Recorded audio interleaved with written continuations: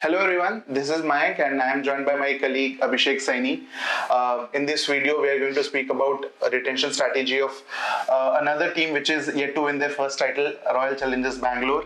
And with the Indian Premier League auction 2025 just few days away, there are a lot of talks about RCB's retention strategy, and it's a no-brainer that Virat Kohli would take up the number one spot. It's a sure shot thing that, be it 18 crore, 20 crore, doesn't matter for RCB and the franchise. It's the loyal fan base.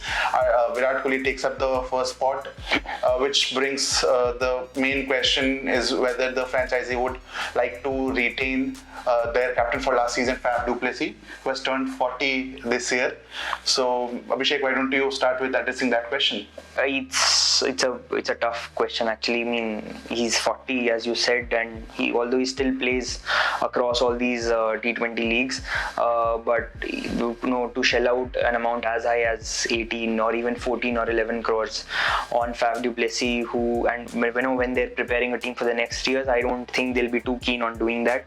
And more than that, they have Glenn Maxwell and Cameron Green, who they have to fit in somewhere into those 5 or 6 slots, which they will retain either with the RTM or directly retaining them. So I think they can even go with actually Glenn Maxwell as a captain, because he has experience of leading Kings 11 Punjab.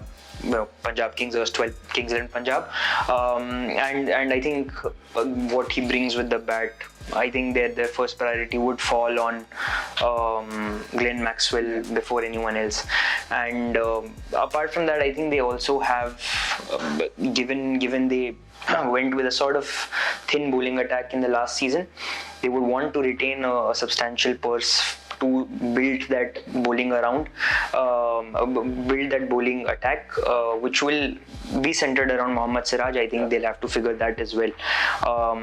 And if they have to get those big buys worth like 10 or 11 or 12 crores, I think they would have to compromise on some of their retentions, and not just with the ball. I think apart from Virat Kohli, Rajat Patidar is another Indian who has been substantial in their batting order in the last couple of seasons, and they'll be keen on retaining his services as well. Yeah.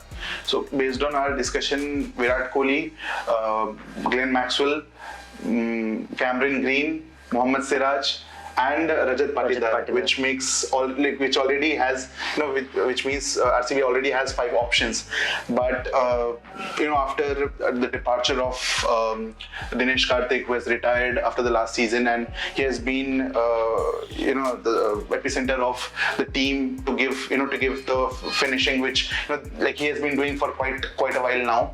He was doing for quite a while now. It will be a challenge for RCB to see another option, another wicket-keeping option. So there are a couple of things. First is the rumors around KL Rahul, whether he can jump into the auction in the mega auction after things not aligning with LSG, and or they can bank on Anuj Rawat, because Anuj Rawat has shown his potential last season.